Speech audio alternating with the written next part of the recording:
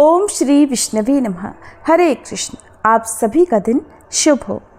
प्रिय श्रोताओं, आज आप सुनेंगे वैशाख मास महात्म्य के 7वें दिन का अध्याय और आज दिनांक है 19 अप्रैल और दिन है शनिवार। और हमारे हिंदू धर्म में शनिवार का दिन शनिदेव को समर्पित होता है और शनिदेव की कथा सुनना अत्यंत प्रभावशाली और फलदायक माना गया है, खास तौर पर उन लोगों के लिए जो जीवन में बहुत सारे संघर्ष, बाधाओं या कष्टों से गुजर रहे हों, जिनकी कुंडली में ग्रह अशुभ प्रभाव फैला रहे हों। तो आज हम सभी शनिदेव की कृपा प्राप्त करने के लिए वैशाख मास महात्म्य के अध्याय से पहले शनिदेव की कथा सुनेंगे। सभी प्रेम से बोलिए शनिदेव की जय। पौराणिक कथा के अनुसार एक बार स्वर्गलोक में सबसे बड़ा कौन, इस प्रश्न पर सभी 9 ग्रहों में वाद विवाद हो गया। सभी ग्रह एक दूसरे से कहने लगे कि मैं सबसे बड़ा, और इस पर विवाद इतना बढ़ गया कि परस्पर भयंकर युद्ध की स्थिति जैसी बन गई। कोई हल ना निकलता देखकर सभी 9 ग्रहों के देवता देवराज इंद्र के पास जा पहुंचे और कहने लगे, हे देवराज, अब तो आपको ही निर्णय करना होगा कि हम में से सबसे बड़ा कौन है। देवताओं का प्रश्न सुनकर देवराज इंद्र भी उलझन में पड़ गए। तब देवराज इंद्र कहने लगे, हे नवग्रहों, आपके प्रश्न ने तो मुझे भी उलझन में डाल दिया है। मैं इस प्रश्न का उत्तर देने में असमर्थ हूँ। हम सभी पृथ्वी लोक में उज्जैनी नगरी में राजा विक्रमादित्य के पास चलते हैं। इस प्रकार देवराज सहित सभी 9 ग्रहों के देवता उज्जैनी नगरी में जा पहुंचे। महल में पहुंचकर जब देवताओं ने उनसे अपना प्रश्न पूछा, तब राजा विक्रमादित्य भी कुछ देर के लिए परेशान हो उठे, क्योंकि सभी देवतागण अपनी अपनी शक्तियों के कारण महान थे। सभी नवग्रहों में से किसी भी एक को छोटा या बड़ा कह देने से उनके क्रोध का शिकार होना पड़ सकता था। अचानक राजा विक्रमादित्य को एक उपाय सूझा, क्योंकि राजा विक्रमादित्य को न्याय के लिए जाना जाता था। इसलिए उन्होंने न्याय करने के लिए विभिन्न धातुओं अर्थात स्वर्ण, रजत, कांसा, ताम्र, शीशा, रांगा, जस्ता, अभ्रक और लोहे के 9 आसन बनवाए। धातुओं के गुणों के अनुसार सभी आसनों को एक दूसरे के पीछे रखवाकर उन्होंने सभी देवतागणों को अपने अपने सिंहासन पर बैठने के लिए कहा। देवताओं के बैठने के बाद राजा विक्रमादित्य ने कहा, आपका निर्णय तो स्वयं हो गया। जो सबसे पहले सिंहासन पर विराजमान है वही सबसे बड़ा है। राजा विक्रमादित्य के निर्णय को सुनकर शनि देवता ने सबसे पीछे आसन पर बैठने के कारण अपने आप को छोटा जानकर क्रोधित होकर कहा, हे राजा विक्रमादित्य, तुमने मुझे सबसे पीछे बैठाकर मेरा अपमान किया है। तुम मेरी शक्तियों से परिचित नहीं हो। मैं तुम्हारा सर्वनाश कर दूंगा।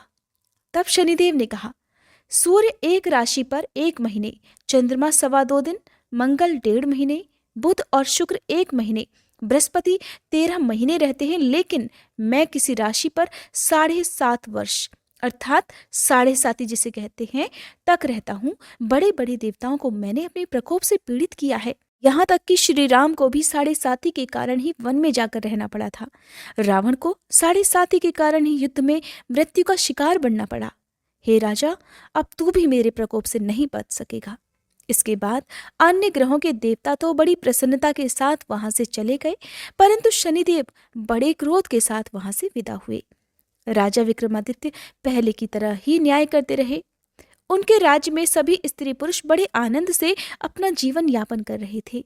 इस प्रकार कुछ दिन ऐसे ही सुकून से बीत गए, लेकिन उधर शनि देवता अभी तक अपने अपमान को नहीं भूल पाए थे। राजा विक्रमादित्य से बदला लेने के लिए एक दिन शनिदेव ने घोड़े के व्यापारी का रूप धारण किया और बहुत से घोड़ों के साथ उज्जैनी नगरी में जा पहुंचे। राजा विक्रमादित्य ने अपने राज्य में किसी घोड़े के व्यापारी के आने का समाचार सुना, तो उन्होंने भी अपने अश्वपाल को कुछ घोड़े खरीदने के लिए भेज दिया, क्योंकि राजा को घोड़े पालने का भी शौक था। अब घोड़े तो बहुत कीमती थे। अश्वपाल ने जब वापस लौटकर इस बारे में राजा विक्रमादित्य को बताया, तो राजा ने स्वयं आकर एक सुंदर और शक्तिशाली घोड़े को पसंद कर लिया। घोड़े की चाल देखने के लिए राजा उस घोड़े पर सवार हुए, तो वो घोड़ा तो बिजली की गति से दौड़ पड़ा।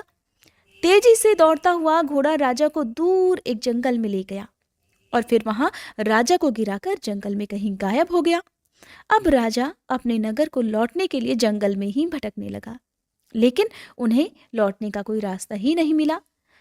भटकते भटकते जंगल में इस प्रकार राजा को जोर से भूख प्यास लगने लगी। काफी दूर तक भटकने के बाद आखिरकार राजा को एक चरवाहा मिला। राजा ने उससे पानी मांगा। पानी पीकर राजा ने उस चरवाहे को अपनी अंगूठी दे दी। फिर उससे रास्ता पूछकर वो जंगल से निकलकर पास के ही एक नगर में जा पहुंचा। अब राजा विक्रमादित्य ने एक सेठ की दुकान पर बैठकर कुछ देर तक तो आराम किया। उस सेठ से राजा ने बातचीत की। राजा के बारे में पूछा तो राजा ने बताया कि मैं उज्जैनी नगरी से आया हूँ। राजा के कुछ देर दुकान पर बैठने से अब सेठ जी को बहुत बिक्री हुई। सेठ जी ने राजा को बड़ा भाग्यवान समझा कि इन्हीं के कारण आज मेरी दुकान में सबसे ज्यादा बिक्री हुई है। तो उन्होंने खुश होकर राजा को अपने घर पर भोजन के लिए आमंत्रित कर दिया और उन्हें अपने घर ले गए। सेठ के घर में सोने का एक हार खूंटी पर लटका हुआ था। राजा को उस कमरे में छोड़कर सेठ कुछ देर के लिए बाहर चला गया। तभी एक आश्चर्यजनक घटना घटी। राजा विक्रमादित्य के देखते ही देखते सोने के उस हार को खूंटी ने निगल लिया। वापस लौटकर सेठ ने देखा कि हार तो वहां पर था नहीं। हार को गायब देखा तो चोरी का संदेह राजा पर ही किया, क्योंकि उस कमरे में केवल राजा ही अकेला बैठा था। तब सेठ ने अपने नौकरों से कहा कि इस परदेसी को रस्सियों से बांधकर नगर के राजा के पास ले चलो। इस तरह से राजा को रस्सियों से बांधकर नगर के राजा के पास ले जाया गया। राजा ने जब राजा विक्रमादित्य से हार के बारे में पूछा तो उन्होंने बताया कि उनके देखते ही देखते खूंटी ने तो हार को निगल लिया था। इस पर राजा ने क्रोधित होकर चोरी करने के अपराध में राजा विक्रमादित्य के हाथ पांव काटने का आदेश दे डाला। किसी ने भी राजा की बात का विश्वास नहीं किया। इस तरह से राजा विक्रमादित्य के हाथ पांव काटकर उन्हें नगर की सड़क पर छोड़ दिया गया। कुछ दिनों के बाद एक तेली उन्हें उठाकर अपने घर ले गया और उन्हें अपने कोलू पर बैठा दिया। अब राजा आवाज देकर बैलों को हाँकता रहता और इस तरह तेली का बैल चलता रहा। अब राजा को भोजन भी मिलता रहा। शनि के प्रकोप की 7.5 पूरी होने पर वर्षा ऋतु प्रारंभ हुई। अब एक दिन राजा विक्रमादित्य एक रात को मेघ मल्हार गा रहे थे कि तभी नगर के राजा की लड़की राजकुमारी मोहिनी रथ पर सवार होकर उस तेली के घर के पास से गुजरी। जब उसने मेघ मल्हार सुना तो उसे बड़ा अच्छा लगा। दासी को भेजकर गाने वाले को बुला लाने के लिए कहा। अब दासी ने लौटकर राजकुमारी को अपंग राजा के बारे में सब कुछ बता दिया।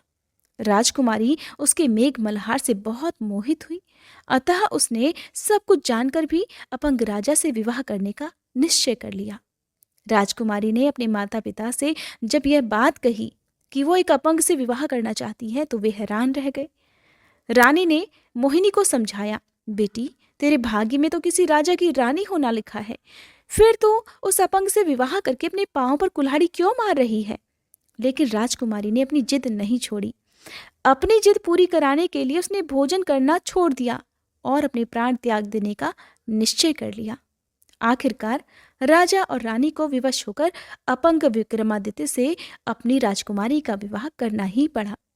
विवाह के बाद राजा विक्रमादित्य और राजकुमारी उसी तेली के घर में रहने लगे। उसी रात स्वप्न में शनिदेव ने राजा से कहा, हे राजा, तुमने मेरा प्रकोप देख लिया। मैंने तुम्हें अपने अपमान का दंड दिया है। इस प्रकार राजा ने शनिदेव से क्षमा करने को कहा और प्रार्थना करते हुए कहने लगे, हे शनिदेव, आपने जितना दुख मुझे दिया है किसी और को कभी मत देना। तब शनिदेव ने कुछ सोचकर कहा, हे राजा, मैं तुम्हारी प्रार्थना स्वीकार करता हूँ। जो कोई स्त्री पुरुष मेरी पूजा करेगा, शनिवार को व्रत करके मेरी व्रत कथा सुनेगा, उस पर मेरा आशीर्वाद सदा बना रहेगा। इस प्रकार प्रातःकाल जब राजा विक्रमादित्य की नींद खुली तो उसने अपने हाथ पांव सही सलामत देखे। ये देखकर राजा को बड़ी खुशी हुई। उसने मन ही मन शनिदेव को प्रणाम किया। राजकुमारी भी राजा के हाथ पांव सही सलामत देखकर आश्चर्य में डूब गई। तब राजा विक्रमादित्य ने अपना असली परिचय देते हुए शनिदेव के प्रकोप की सारी कहानी रानी को कह सुनाई। सेठ को जब इस बात का पता चला तो वो दौड़ा दौड़ा तेली के घर पहुंच गया। राजा के चरणों में गिरकर क्षमा मांगने लगा। राजा ने उसे क्षमा कर दिया क्योंकि ये सब तो शनिदेव के प्रकोप के कारण हुआ था। सेठ राजा को अपने घर ले गया और उन्हें भोजन कराया। भोजन कराते समय वहां एक आश्चर्यजनक घटना घटी। सबके देखते देखते उस खूंटी ने हार उगल दिया। ये देखकर सेठ बड़ा प्रसन्न हुआ और सेठ ने अपनी बेटी का विवाह भी राजा के साथ कर दिया। बहुत सारे स्वर्ण आभूषण और धन आदि देकर राजा को अपनी बेटी के साथ विदा कर दिया। अब राजा विक्रमादित्य राजकुमारी मोहिनी और सेठ की बेटी के साथ उज्जैनी नगरी में पहुंचे तो नगर वासियों ने बड़ी खुशी से उनका स्वागत किया। अगले दिन राजा विक्रमादित्य ने पूरे राज्य में घोषणा करा दी कि शनिदेव सभी देवों में सर्वश्रेष्ठ हैं, इसलिए हर स्त्री और पुरुष शनिवार को उनका व्रत करें और व्रत कथा अवश्य सुने। राजा विक्रमादित्य की घोषणा से शनिदेव बड़े प्रसन्न हुए। शनिवार का व्रत करने और व्रत कथा सुनने के कारण सभी लोगों की मनोकामनाएं शनिदेव की कृपा से पूरी होने लगी। सभी लोग बड़े आनंद पूर्वक रहने लगे। बोली शनि देवता की जय। एक बार भगवान श्री राम महर्षि अगस्त से मिलने के लिए उनके आश्रम पर पहुंचे। वहां पहुंचकर प्रभु श्री राम ने मुनि अगस्त को प्रणाम किया। श्री राम बोले, मुनि श्रेष्ठ, मैं दशरथ का पुत्र श्री राम आपको प्रणाम करने के लिए सेवा में उपस्थित हुआ हूँ। आप अपनी सौम्य दृष्टि से मेरी ओर देखिए।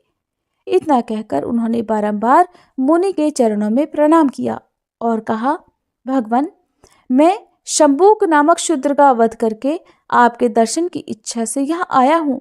कहिए, आपके शिष्य कुशल से है ना? इस वन में कोई उपद्रव तो नहीं है?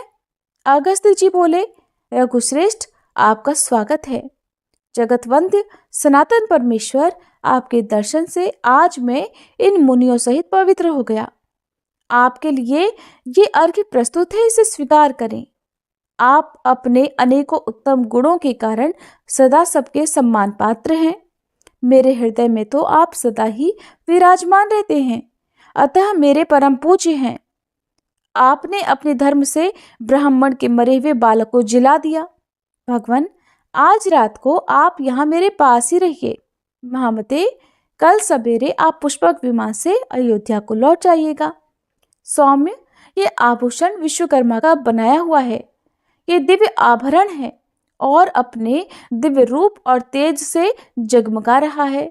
राजन, आप इसे स्वीकार करके मेरा प्रिय कीजिए, क्योंकि प्राप्त हुई वस्तु का पुनः दान कर देने से महान फल की प्राप्ति बताई गई है। श्री राम ने कहा, ब्राह्मण, आपका दिया हुआ दान लेना मेरे लिए तो बहुत निंदा की बात होगी। क्षत्रिय जानबूझकर ब्राह्मण का दिया हुआ दान कैसे ले सकता है? ये बात आप मुझे बताइए। किसी आपत्ति के कारण मुझे कष्ट हो, ऐसी बात भी नहीं है, फिर दान कैसे लूं? इसे लेकर मुझे केवल दोष का भागी होना पड़ेगा, इसमें बिल्कुल भी संदेह नहीं। तब अगस्त्य जी बोले, श्री राम, प्राचीन सतयुग में जब अधिकांश मनुष्य ब्राह्मण ही थे, तब समस्त प्रजा राजा से हीन थी। एक दिन सारी प्रजा पुराण पुरुष ब्रह्मा जी के पास राजा प्राप्त करने की इच्छा से गई और कहने लगी, लोकेश्वर, जैसे देवताओं के राजा देवादिदेव इंद्र हैं, उसी प्रकार हमारे कल्याण के लिए भी इस समय एक ऐसा राजा नियत कीजिए जिसे पूजा और भेंट देकर सब लोग पृथ्वी का उपभोग कर सकें। तब देवताओं में श्रेष्ठ ब्रह्मा जी ने इंद्र सहित समस्त लोकपालों को बुलाकर कहा कि तुम सब लोग अपने अपने तेज का अंश यहाँ एकत्रित करो। तब सभी लोकपालों ने मिलकर 4 भाग दिए।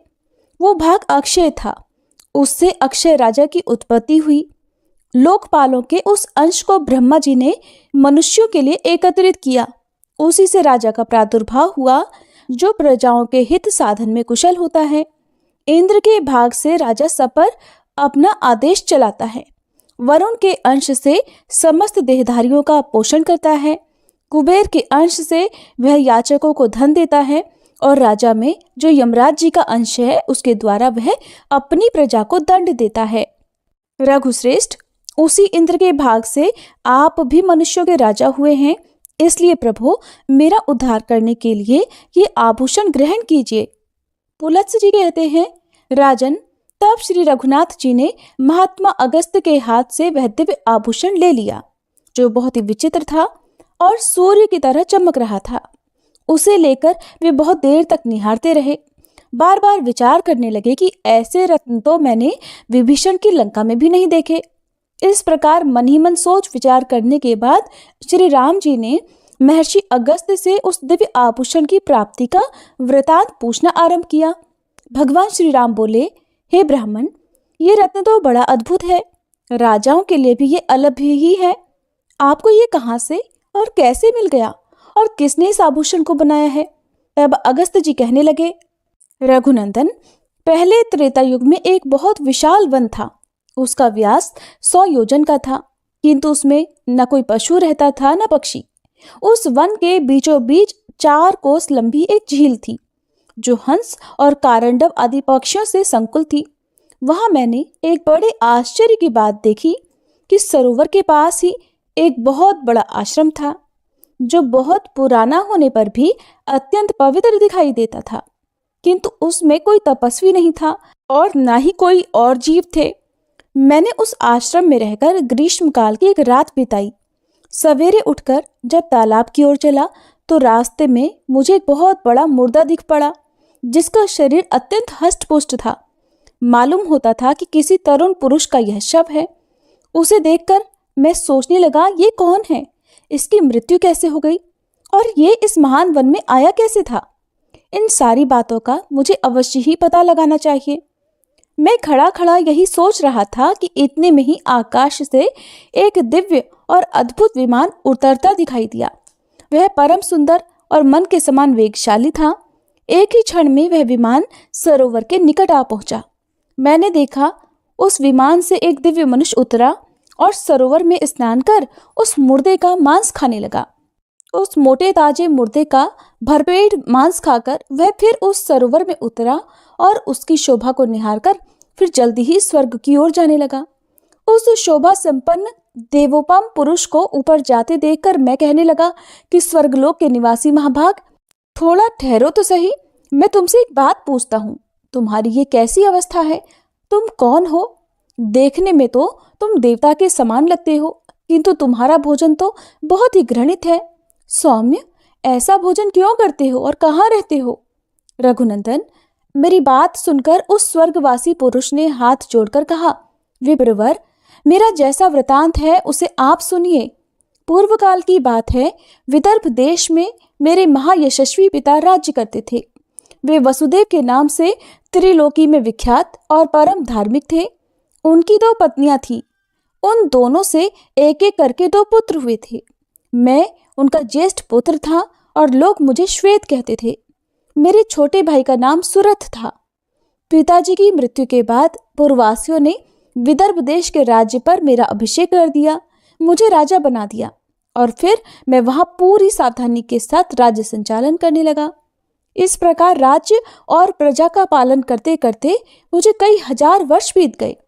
एक दिन किसी निमित्त को लेकर मुझे प्रबल वैराग्य हो गया और मैं मृत्यु पर्यंत तपस्या का निश्चय करके इस तपोवन में चला आया। राज्य पर मैंने अपने छोटे भाई महारथी सुरथ का अभिषेक कर दिया। फिर इस सरोवर पर आकर मैंने अत्यंत कठोर तपस्या आरंभ की। उसके प्रभाव से मुझे भुवनों में सर्वश्रेष्ठ कल्याणमय ब्रह्मलोक की प्राप्ति हुई, किंतु वहां पहुंचने पर मुझे भूख और प्यास अधिक सताने लगी। मेरी इंद्रियां तिलमिला उठी। मैंने त्रिलोकी के सर्वश्रेष्ठ देवता ब्रह्मा जी से पूछा कि भगवान, ये लोक तो भूख और प्यास से रहित सुना गया है। ये मुझे किस कर्म का फल प्राप्त हुआ है कि भूख और प्यास यहाँ भी मेरा पीछा नहीं छोड़ती? देव, जल्दी बताइए, मेरा आहार क्या है? महामुने, इस पर ब्रह्मा जी ने बहुत देर तक सोचने के बाद कहा, तात, पृथ्वी पर कुछ दान किए बिना यहाँ कोई वस्तु खाने को नहीं मिलती। तुमने उस जन्म में भिखारियों को कभी भीख तक नहीं दी। जब तुम राजभवन में रहकर राज्य करते थे, उस समय भूल से या मोहवश तुम्हारे द्वारा किसी अतिथि को भोजन नहीं मिला है, इसलिए यहाँ रहते हुए भी तुम्हें भूख और प्यास का कष्ट भोगना पड़ता है। राजन, तरह तरह के आहारों से जिसको तुमने भली भांति पुष्ट किया था, वह तुम्हारा उत्तम शरीर यहाँ पड़ा हुआ है। अब उसी का मांस खाओ, उसी से तुम्हारी तृप्ति होगी। ब्रह्मा जी के ऐसा कहने पर मैंने पुनः उनसे निवेदन किया कि प्रभो, अपने शरीर का भक्षण कर लेने पर भी मेरे लिए दूसरा कोई आहार नहीं रह जाता है जिससे इस शरीर की भूख मिट सके और जो कभी चुकने वाला ना हो, ऐसा कोई भोजन मुझे देने की कृपा कीजिए। तब ब्रह्मा जी ने कहा, तुम्हारा शरीर ही अक्षय बना दिया गया है, उसे प्रतिदिन खाकर तुम तृप्ति का अनुभव करते रहोगे। इस प्रकार अपने ही शरीर का मांस खाते खाते जब तुम्हारे 100 वर्ष पूरे हो जाएंगे, उस समय तुम्हारे विशाल और दुर्गम तपोवन में महर्षि अगस्त्य पधारेंगे। उनके आने पर ही तुम इस संकट से छूट पाओगे। राजर्षि, वे इंद्र सहित संपूर्ण देवताओं और असुरों का भी उद्धार करने में समर्थ हैं। फिर तुम्हारे इस घृणित आहार को छुड़ाना उनके लिए कौन बड़ी बात है। भगवान ब्रह्मा जी के ऐसे कथन सुनकर मैं अपने शरीर के मांस का घृणित भोजन करने लगा। विप्रवर, ये कभी नष्ट नहीं होता और इससे मेरी पूरी तरह तृप्ति भी हो जाती है, मेरा पेट भी भर जाता है। न जाने कब वे मुनि इस वन में आकर मुझे दर्शन देंगे। यही सोचते हुए मुझे 100 वर्ष पूरे हो गए हैं। ब्राह्मण, अब अगस्त मुनि ही मेरे सहायक होंगे, ये बिल्कुल निश्चित बात है। राजा श्वेत का ये कथन सुनकर और उनके उस घृणित आहार पर नजर डालकर मैंने कहा, अच्छा, तो तुम्हारे सौभाग्य से मैं आ गया। अब निसंदेह तुम्हारा मैं उद्धार करूंगा। तब वे मुझे पहचानकर दंड की तरह मेरे सामने पृथ्वी पर पड़ गए। ये देखकर मैंने उन्हें उठा लिया और कहा, बताओ मैं तुम्हारा कौन सा उपकार करूं। राजा बोले, ब्राह्मण, इस घृणित भोजन से और जिस पाप के कारण ये मुझे प्राप्त हुआ है उससे मेरा आज आप उद्धार कीजिए, जिससे मुझे अक्षय लोक की प्राप्ति हो सके। ब्रह्मर्षि, अपने उद्धार के लिए मैं यह दिव्य आभूषण आपको भेंट करता हूँ, इसे लेकर आप मुझ पर कृपा कीजिए। रघुनंदन, उस स्वर्गवासी राजा की ये दुख भरी बातें सुनकर उसके उद्धार की दृष्टि से ही वो दान मैंने स्वीकार किया, लोभवश स्वीकार नहीं किया था। उस आभूषण को लेकर जैसे ही मैंने अपने हाथ पर रखा, उसी समय उनका वह मुर्दा शरीर अदृश्य हो गया। फिर मेरी आज्ञा लेकर वे राजर्षि बड़ी प्रसन्नता के साथ विमान द्वारा ब्रह्मलोक को चले गए।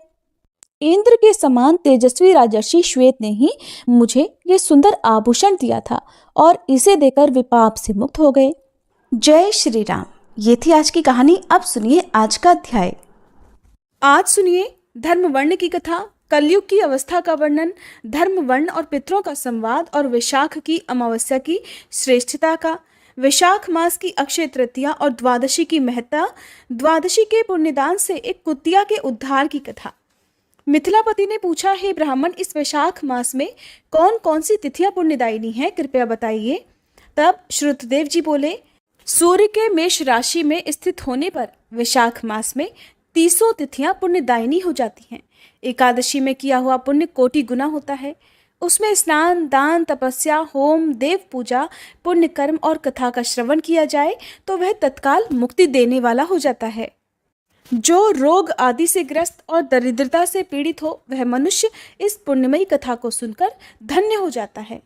वैशाख मास मन से सेवन करने योग्य है, क्योंकि वह समय उत्तम गुणों से युक्त है। दरिद्र, धनाढ्य, पंगु, अंधा, नपुंसक, विधवा, साधारण स्त्री, पुरुष, बालक, युवा, वृद्ध तथा रोग से पीड़ित मनुष्य ही क्यों न हो, वैशाख मास का धर्म सभी के लिए अत्यंत सुख देने वाला है। परम पुण्यमय वैशाख मास में जब सूर्य मेष राशि में स्थित हो, तब पाप नाशिनी अमावस्या कोटि गया के समान फल देने वाली हो जाती है। राजन, जब धरती पर राजर्षि सावर्णी का शासन था, उस समय 30वें कलयुग के अंत में सभी धर्मों का लोप हो चुका था। उसी समय आनर्त देश में धर्मवर्ण नाम से विख्यात एक ब्राह्मण थे। मुनिवर धर्मवर्ण ने उस कलयुग में ही किसी समय महात्मा मुनियों के सत्रयाग में सम्मिलित होने के लिए पुष्कर क्षेत्र की यात्रा की। वहां कुछ व्रतधारी महर्षियों ने कलयुग की प्रशंसा करते हुए इस प्रकार कहा कि सतयुग में भगवान विष्णु को संतुष्ट करने वाला जो पुण्य 1 वर्ष में साध्य है, वही त्रेता में 1 मास में और द्वापर में 15 दिनों में साध्य होता है। किंतु कलयुग में भगवान विष्णु का स्मरण कर लेने मात्र से ही उससे कहीं 10 गुना पुण्य प्राप्त हो जाता है। कलयुग में बहुत थोड़ा सा पुण्य भी कोटि गुना होता है। जो एक बार भी भगवान का नाम लेकर दया दान करता है, दुर्भिक्ष में अर्थात अकाल में अन्न देता है, वह निश्चय ही ऊर्ध्वलोक में गमन करता है। यह सुनकर देवर्षि नारद हंसते हुए उन्मत्त के समान नृत्य करने लगे। सभासदों ने पूछा, नारद जी क्या बात है? तब बुद्धिमान नारद जी ने हंसते हुए उन सभी को उत्तर दिया, नारायण नारायण, आप लोगों का कहना सत्य है। इसमें संदेह नहीं कि कलयुग में स्वल्प कर्म से भी महान पुण्य का साधन किया जाता है। और क्लेशों का नाश करने वाले भगवान केशव स्मरण मात्र से ही प्रसन्न हो जाते हैं। फिर भी मैं आप लोगों से ये कहता हूँ कि कलयुग में ये दो बातें दुर्घट हैं, शिश्नेंद्रिय का निग्रह और जिह्वा को वश में रखना।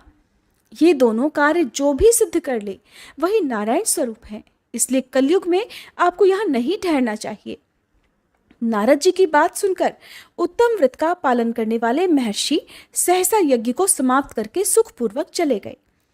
धर्मवर्ण ने भी वह बात सुनकर भूलोक को त्याग देने का विचार किया। उन्होंने ब्रह्मचर्य व्रत धारण करके दंड और कमंडल हाथ में लिया और जटावल्कलधारी होकर वे कलयुग के अनाचारी पुरुषों को देखने के लिए घर छोड़कर चल दिए। उनके मन में बड़ा विस्मय हो रहा था। उन्होंने देखा प्रायः मनुष्य पापाचार में प्रवृत्त होकर बड़े भयंकर और दुष्ट हो गए हैं। ब्राह्मण पाखंडी हो गए हैं, शूद्र संन्यास धारण करते हैं, पत्नी अपने पति से द्वेष रखती है, शिष्य गुरु से वैर करता है, सेवक स्वामी के और पुत्र पिता के घात में लगा हुआ है। ब्राह्मण शूद्रवत और गौवें बकरियों के समान हो गई हैं। वेदों में केवल गाथा की ही प्रधानता रह गई है। शुभ कर्म साधारण लौकिक कृत्यों के समान ही रह गए हैं। इनके प्रति किसी की भी महत्व बुद्धि नहीं है। भूत प्रेत और पिशाच आदि की उपासना चल पड़ी है। सभी लोग मैथुन में आ सकते हैं और उसके लिए अपने प्राण भी खो बैठते हैं। सब लोग झूठी गवाही देते हैं। मन में सदा छल और कपट भरा रहता है। कलयुग में सदा लोगों के मन में कुछ और, वाणी में कुछ और कर्मों में कुछ और ही देखा जाता है। सबकी विद्या किसी न किसी स्वार्थ को लेकर ही होती है और केवल राजभवन में ही उसका आदर होता है। संगीत आदि कलात्मक विद्याएं भी राजाओं को प्रिय हैं। कलयुग में अधर्म मनुष्य पूजे जाते हैं और श्रेष्ठ पुरुषों की अवहेलना होती है। कलयुग में वेदों के विद्वान ब्राह्मण दरिद्र होते हैं। लोगों में प्रायः भगवान की भक्ति नहीं होती। पुण्य क्षेत्र में पाखंड अधिक बढ़ जाता है। शूद्र लोग जटाधारी तपस्वी बनकर धर्म की व्याख्या करते हैं। सभी मनुष्य अल्पायु, दयाहीन और शठ होते हैं। कलयुग में प्रायः सभी धर्म के व्याख्याता बन जाते हैं और दूसरों से कुछ लेने में ही उत्सव मनाते हैं। अपनी पूजा कराना चाहते हैं और व्यर्थ ही दूसरों की निंदा भी करते हैं। अपने घर आने पर सभी अपने स्वामी के दोषों की चर्चा में तत्पर रहते हैं। कलयुग में लोग साधुओं को नहीं जानते, पापियों को ही बहुत आदर देते हैं। दुराग्रही लोग इतने दुराग्रही होते हैं कि साधु पुरुषों के एक दोष का भी ढिंढोरा पीटते हैं और पापात्माओं के दोष समूहों को भी गुण बतलाकर उनका गुणगान करते हैं। कलयुग में गुणहीन मनुष्य दूसरों के गुण न देखकर उनके दोष ही ग्रहण करते हैं। जैसे पानी में रहने वाली जोंक प्राणियों के रक्त पीती है, जल नहीं पीती, उसी प्रकार जोंक के धर्म से संयुक्त होकर मनुष्य दूसरे का रक्त चूसते हैं। औषधियाँ शक्तिहीन होती हैं, ऋतुओं में उलटफेर हो जाता है, सभी राष्ट्रों में अकाल पड़ता है, कन्या योग्य समय में संतानोत्पत्ति नहीं करती। लोग नट और नर्तकों की विद्याओं से विशेष प्रेम करते हैं। जो वेद वेदांत की विद्याओं में तत्पर और अधिक गुणवान हैं, उन्हें अज्ञानी मनुष्य सेवक की दृष्टि से देखते हैं। वे सब के सब भ्रष्ट होते हैं। कलयुग में प्रायः लोग श्राद्ध कर्म का भी त्याग कर देते हैं, वैदिक कर्मों को छोड़ बैठते हैं। प्रायः जिह्वा पर भगवान विष्णु के नाम कभी नहीं आते। लोग श्रृंगार रस में अधिक आनंद का अनुभव करते हैं और उसी के गीत गाया करते हैं। कलयुग के मनुष्यों में न कभी भगवान विष्णु की सेवा देखी जाती है, न शास्त्रीय चर्चा होती है, न कहीं यज्ञ की दीक्षा है, न विचार का लेश है, न तीर्थ यात्रा है और न दान धर्म ही होते देखे जाते हैं। ये कितने आश्चर्य की बात है। उन सब को देखकर धर्मवर्ण को बड़ा भय लगा। पाप से कुल की हानि होते देख अत्यंत आश्चर्य से चकित होकर वे दूसरे द्वीप में ही चले गए। सब द्वीपों और लोकों में विचरते हुए बुद्धिमान धर्मवर्ण किसी समय कौतूहलवश पितृलोक में गए। वहां उन्होंने कर्म से कष्ट पाते हुए पितरों को बड़ी भयंकर दशा में देखा। वे दौड़ते, रोते और गिरते पड़ते थे। उन्होंने अपने पितरों को भी नीचे अंधकूप में पड़े हुए देखा। उन्हें देखकर आश्चर्यचकित होकर दयालु धर्मवर्ण ने पूछा कि आप लोग कौन हैं? किस दुस्तर कर्म के प्रभाव से आप इस अंधकूप में पड़े हुए हैं? तब पितर कहने लगे, हम श्रीवत्स गोत्र वाले हैं। पृथ्वी पर हमारी कोई संतान नहीं रह गई है, अतः हम श्राद्ध और पिंड से वंचित हैं। इसलिए यहाँ हमें नरक का कष्ट भोगना पड़ता है। संतानहीन दुरात्माओं का अंधकूप में पतन होता है। हमारे वंश में एक ही महायशस्वी पुरुष है जो कि धर्मवर्ण के नाम से विख्यात हैं, किंतु वह तो विरक्त होकर अकेला घूमता फिरता है। उसने गृहस्थ धर्म को स्वीकार ही नहीं किया है। वह एक ही तंतु हमारे कुल में बचा हुआ है। उसकी भी आयु क्षीण हो जाने पर हम लोग घोर अंधकूप में गिर पड़ेंगे, जहां से फिर निकलना बड़ा कठिन होगा। इसलिए तुम पृथ्वी पर जाकर धर्म वर्ण को समझाओ। हम लोग दया के पात्र हैं। हमारे वचनों से उसे ये बताओ कि हमारी वंश रूपा दूर्वा को काल रूपी चूहा हर दिन खा रहा है। क्रमशः सारे वंश का नाश हो गया है, एक तुम ही बचे हो। जब तुम भी मर जाओगे तब संतान परंपरा न होने के कारण तुम्हें भी अंधकूप में गिरना पड़ेगा। इसलिए गृहस्थ धर्म को स्वीकार करके संतान की वृद्धि करो। इससे हमारी और तुम्हारी दोनों की ऊर्ध्व गति होगी। अगर एक भी पुत्र वैशाख, माघ या कार्तिक मास में हमारे उद्देश्य से स्नान, श्राद्ध और दान करेगा तो उससे हम लोगों की ऊर्ध्व गति होगी और इस नरक से उद्धार भी हो जाएगा। अगर एक पुत्र भी भगवान विष्णु का भक्त हो जाए, एक भी एकादशी का व्रत रखने लगे, या यदि एक भी भगवान विष्णु की पाप नाशक कथा सुन ले, तो उसकी 100 बीती हुई पीढ़ियों का और 100 आने वाली पीढ़ियों का उद्धार हो जाता है। वे पीढ़ियां पाप से ढकी होने पर भी नरक का दर्शन नहीं करती। दया और धर्म से रहित उन बहुत से पुत्रों के जन्म से क्या लाभ जो कुल में उत्पन्न होकर सर्वव्यापी भगवान नारायण की पूजा नहीं करते। इस प्रकार प्रिय वचनों द्वारा धर्म वर्ण को समझाकर तुम उसे विरक्तिपूर्ण ब्रह्मचर्य आश्रम से गृहस्थ आश्रम में प्रवेश करने की सलाह दो। पितरों की यह बात सुनकर धर्मवर्ण बड़ा आश्चर्यचकित हुआ और हाथ जोड़कर बोला कि मैं ही धर्मवर्ण नाम से विख्यात आपके वंश का दुराग्रही बालक हूँ। यज्ञ में महात्मा नारद जी का ये वचन सुनकर कि कलयुग में प्रायः कोई भी रसनेन्द्रिय और शिश्नेन्द्रिय को दृढ़ता पूर्वक संयम में नहीं रखता, मैं दुर्जनों की संगति से भयभीत होकर अब तक दूसरे द्वीपों में ही घूमता रहा। इस कलयुग के 3 चरण बीत गए, अंतिम चरण में भी 3.5 भाग बीत चुके हैं। मेरा तो जन्म ही व्यर्थ बीता है, क्योंकि जिस कुल में मैंने जन्म लिया उसमें माता पिता के ऋण को भी मैंने नहीं चुकाया। पृथ्वी के भारभूत उस शत्रु तुल्य पुत्र के उत्पन्न होने से क्या लाभ जो पैदा होकर भगवान विष्णु और देवताओं की तथा पितरों की पूजा ना करे। मैं आप लोगों की आज्ञा का पालन करूंगा। बताइए, पृथ्वी पर किस प्रकार मुझे कलयुग से और संसार से भी बाधा प्राप्त नहीं होगी। धर्मवर्ण की बात सुनकर पितरों के मन को कुछ आश्वासन मिला। फिर वे बोले, बेटा तुम गृहस्थ आश्रम स्वीकार करके संतानोत्पत्ति के द्वारा हमारा उद्धार करो। जो भगवान विष्णु की कथा में अनुरक्त होते, निरंतर श्रीहरि का स्मरण करते और सदाचार के पालन में तत्पर रहते हैं, उन्हें कलयुग बाधा नहीं पहुंचाता। पुत्र जिसके घर में शालिग्राम शिला या फिर महाभारत की पुस्तक हो, उसे भी कलयुग बाधा नहीं दे सकता। जो वैशाख मास के धर्मों का पालन करता, माघ स्नान में तत्पर होता और कार्तिक मास में दीप दान करता है, उसे भी कलयुग की बाधा प्राप्त नहीं होती। जो प्रतिदिन महात्मा भगवान विष्णु की पाप नाशक और मोक्षदायिनी दिव्य कथा सुनता है, जिसके घर में बलि वैश्व देव होता है, शुभ कारिणी तुलसी स्थित होती हैं और जिसके आंगन में उत्तम गऊ रहती है, उसे भी कलयुग बाधा नहीं देता। इसलिए इस पापात्मक युग में भी तुम्हें कोई भय नहीं है। बेटा शीघ्र पृथ्वी पर जाओ। इस समय वैशाख मास चल रहा है। ये सभी का उपकार करने वाला मास है। सूर्य के मेष राशि में स्थित होने पर 30 तिथियां पुण्यदायिनी मानी गई हैं। एक एक तिथि में किया हुआ पुण्य कोटि कोटि गुना अधिक होता है। उनमें भी जो वैशाख की अमावस्या तिथि है, वह मनुष्यों को मोक्ष देने वाली है। देवताओं और पितरों को वह बहुत प्रिय है, शीघ्र ही मोक्ष की प्राप्ति कराने वाली है। जो उस दिन पितरों के उद्देश्य से श्राद्ध करते हैं और जल से भरा हुआ घड़ा और पिंड देते हैं, उन्हें अक्षय फल की प्राप्ति होती है। इसलिए महामते, तुम शीघ्र जाओ और जब अमावस्या हो तब कुंभ सहित श्राद्ध और पिंडदान करो। सबका उपकार करने के लिए गृहस्थ धर्म का आश्रय लो। धर्म, अर्थ और काम से संतुष्ट होकर उत्तम संतान पाकर फिर मुनिवृत्ति से रहते हुए सुखपूर्वक द्वीप द्वीपांतरों में घूमो। पितरों के इस प्रकार आदेश देने पर धर्मवर्ण मुनि बड़ी शीघ्रता से धरती लोक पर गए। वहां मेष राशि में सूर्य के स्थित रहते हुए वैशाख मास में प्रातःकाल स्नान करके देवताओं, ऋषियों तथा पितरों का तर्पण किया। फिर कुंभ दान सहित पाप विनाशक श्राद्ध करके उसके द्वारा पितरों को पुनरावृत्ति रहित मुक्ति प्रदान की।